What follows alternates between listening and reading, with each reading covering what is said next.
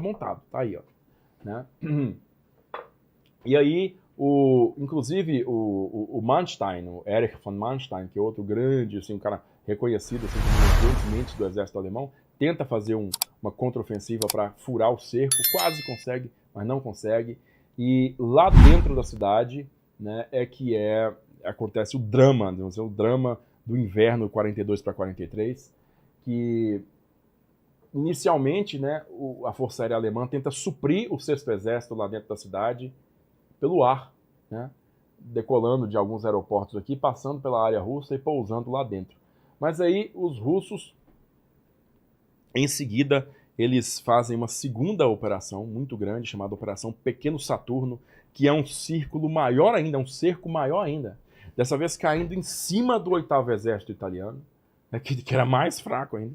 E aí eles fecham o cerco, fecham um cerco fora do cerco. Fecham um cerco ao cerco. 2 linhas de cerco? Duas linhas de cerco. E aí isso faz com que a distância entre Stalingrado e os aeródromos em controle dos alemães fique maior ainda. E aí isso vai dificultando o suprimento, né? E vai gerando um drama cada vez maior para os soldados lá dentro, né? Porque é o seguinte, você tem que ver, cara, o que isso representa para uma nação, para um governo, para uma ideologia como a nazista. De repente, você tem a força mais bem equipada do mundo, que era o 6º Exército, na época, era o mais reforçado de todos dentro do Exército Alemão, no mundo inteiro. É considerada a força de batalha mais poderosa do mundo. Está cercada dentro da cidade. E o Hitler não dá ordem para os caras desengajar da cidade e tentar fugir. Ele fala, fica aí. Mantém Posição. E o Paulus era um cara meio borra-bota, né? Meio não, acho que inteiramente borra-bota. Pau mandado. E ele obedece, mesmo que os assessores vão sair fora daqui, desobedece o cara, não pode. Então. E continuou lá. E o inverno entra também, né, pujante.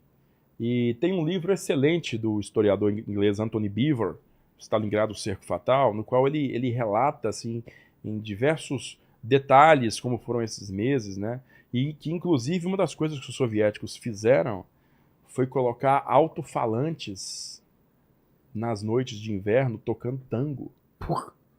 De sacanagem? Por quê? Pra fuder, mindfuck na cabeça dos alemães, entendeu? Porque o tango é uma música muito melancólica, né? Ah, por causa disso. Pra fazer os caras desesperar, entendeu? Então eles tocavam tango alto durante a noite. Nossa. Né, Ia colocar sertanejo, né? Poderia, né? O funk. Aí os caras desistiam. Vambora. Os caras estão pensando agora de Aceita. Poderia ter sido pior. Mas isso eu não aguento, não. Passar fome, frio, chega, beleza. Chega! Tchau! Cara, passa um final de semana lá na Zona Leste que você vai ver o tanto de funk que fica tocando o dia inteiro. Aqui lá. também, cara. Então, os caras resistiram mais uns 2 meses, foi por conta que não existia, né? E era só tango mesmo. Então, alto-falante tango... De tango, tocando pros caras ficar tristes, sentindo falta da mãe, da mulher, essas coisas. Entendeu? Então, esse cerco, os alemães conseguiram resistir até o final de janeiro, porque os soviéticos foram fechando cada vez mais, e eles resistiram até o final de janeiro. Na verdade, a último foco de resistência alemão dentro de Stalingrado se rende no dia 2 de fevereiro. Dias antes, ainda no meados ali de janeiro, Hitler promove Paulus a marechal de campo. Que é general, ele é promovido a marechal de campo. E aí chega o telegrama, né? Paulus foi promovido a marechal de campo. Todo mundo dá parabéns, general. Ele sabe muito bem, ele fica assim. Ele sabe o que significa. Ele sabe o que significa aquilo. Nunca na história um marechal de campo alemão foi capturado pelo inimigo. Nunca. Significava o seguinte. O quê? Mete um tiro na cabeça. Mete um tiro na cabeça aí, porque você não pode ser capturado. Porque os caras vão te paradiar em Moscou como se fosse um bicho. Um troféu. Entendeu? Então, o que o Paulus faz? Ele é, como eu te falei, ele é 100% cagão. Ele não obedece, né? Ele não obedece. E existem, assim, análises estenográficas da primeira grande reunião que foi feita de alto comando depois da rendição do Paulus ser anunciada, que é a reunião do dia 1º de fevereiro. Paulo se rende, se não me engano, 31 de janeiro.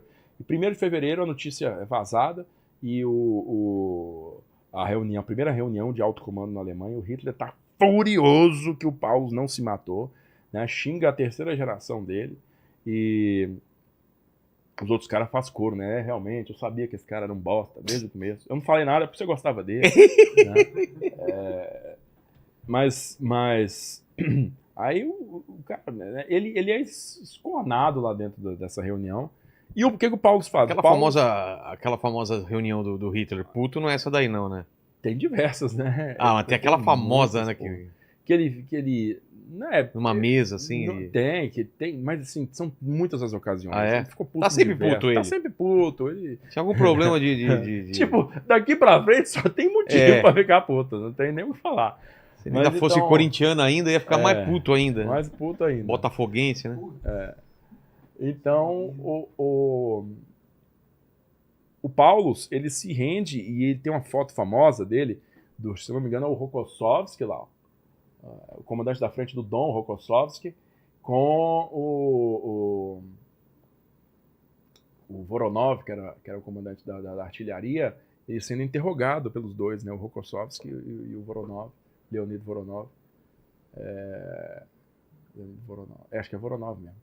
E ele é interrogado pelos dois e, posteriormente, o Paulus ele é submetido assim, a diversas propostas de virar a casaca, né, de começar a falar abertamente contra o Hitler, de condenar. E o Paulus de novo, ele é o cagaço humano e ele fala, não, vou não, e tal.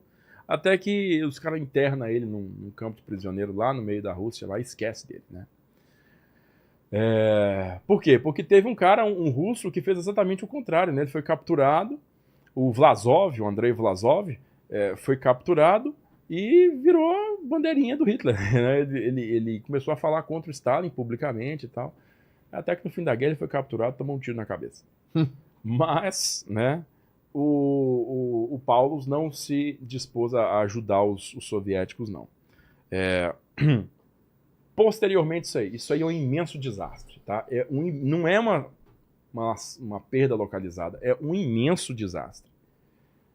São muitos os soldados perdidos, muitas as lideranças perdidas, imensamente grande a quantidade de material perdido, e isso abala a relação entre os países do eixo também. Os italianos ordenam uma recuada geral da cooperação deles na frente leste, né? Os romenos têm bastante de suas tropas também capturadas e tem que recompor essas tropas, né? Os húngaros também desanimam completamente do esforço. Então, a partir daí no sul, é um empurra constante até a fronteira da Romênia, né? Tomando a Ucrânia até a fronteira da Romênia. No ano seguinte, tenta achar a Operação Cidadela aí, Operation Citadel, 43, Batalha de Kursk. Em 43, né, os alemães eles tentam já fazer algo que vai recuperar para eles a vantagem ofensiva no centro, né, na posição central da frente de batalha, porque a posição central na frente de batalha ela estava basicamente alinhada de norte a sul, mas no meio ali da posição central mesmo, no centro, existia como se fosse um saliente soviético sob controle deles. É um saliente, um prolongamento da linha de frente para oeste sob controle soviético. E esse prolongamento... Isso aí! A resolução direto, ruim, mas dá para ver. Mas dá para ver. Tá escrito Battle of Kursk, né, embaixo aí. Deve estar.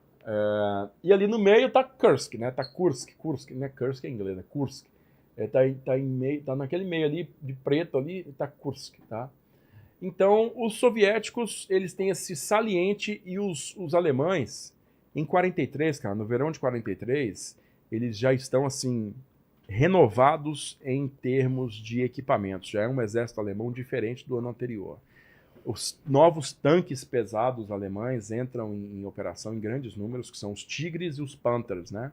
Eles entram em operação em grandes números aí na frente, no centro da frente, né? Na frente central, desculpa, e eles montam esse...